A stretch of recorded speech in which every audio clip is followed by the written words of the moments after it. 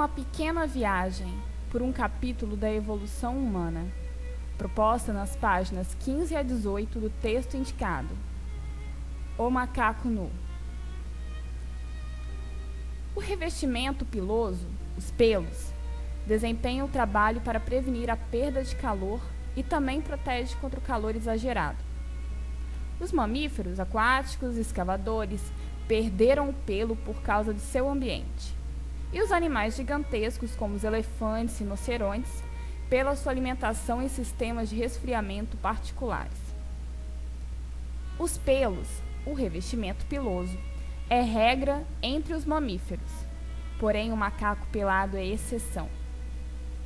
Por ser uma espécie peculiar, vamos fazer uma breve viagem nos antepassados desse animal quase especial. O grupo de primatas a que pertence o nosso animal estudado, o macaco pelado, pertence a um tronco insítívoro.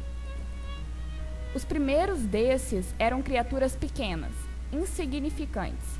Se esgueiravam por lugares fechados e abrigados por causa dos grandes répteis que habitavam o nosso planeta. Depois da queda dos répteis, os pequenos roedores se espalharam e cresceram de muitas formas estranhas. Comedores de plantas, escavadores, alguns desenvolveram pernas longas, outros tornaram-se assassinos, com grandes garras e dentes afiados. Afinal, os grandões sumiram, mas a natureza continua sendo um grande campo de batalha. Chegaram os primeiros primatas, criando longas caudas enquanto seu corpo aumentava de tamanho. Mas o clima começou a ameaçá-los. Os seus redutos foram enormemente reduzidos e foram obrigados a escolher entre dois caminhos.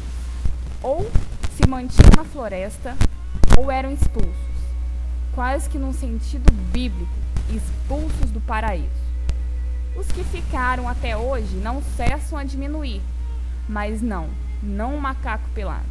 Este atreveu-se a abandonar a floresta e lançou-se na disputa com outros animais, já adaptados ao novo solo. Os nossos antepassados encontraram-se perto de um futuro tenebroso quando mudaram de ambiente, ou se tornaram melhores assassinos ou melhores pastores. Sabemos que eles tiveram êxito em ambos os setores, mas a agricultura ainda vai demorar alguns poucos milhões de anos para chegar lá. Por enquanto, a alimentação não era só de frutos e nozes, as proteínas animais eram muito necessárias. Nesse quase princípio, não podiam competir com os assassinos profissionais, mas conseguia pegar alguns filhotes, uns poucos desprotegidos e de vez em quando um doente. Esse passo de se tornar carnívoro nem foi tão difícil. Mas os bons mesmos, os suculentos, os cheios de proteína, estavam fora de alcance. Assim, fechamos uma etapa, entrando em uma fase de acontecimentos dramáticos. À medida em que as circunstâncias os obrigavam a melhorar as matanças, começaram várias modificações vitais. Tornaram-se mais eretos, correndo melhor. As mãos ficaram livres de suas funções locomotoras, permitindo fazer e empunhar armas. Os cérebros tornaram-se mais complexos. Aos poucos, foram se tornando um macaco caçador, um macaco assassino.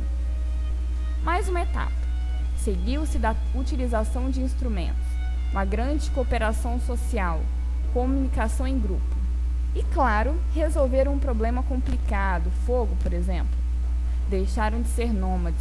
Era necessário ter uma base fixa. Atreviam-se a se desenvolver, a crescer. Onde isso chegou?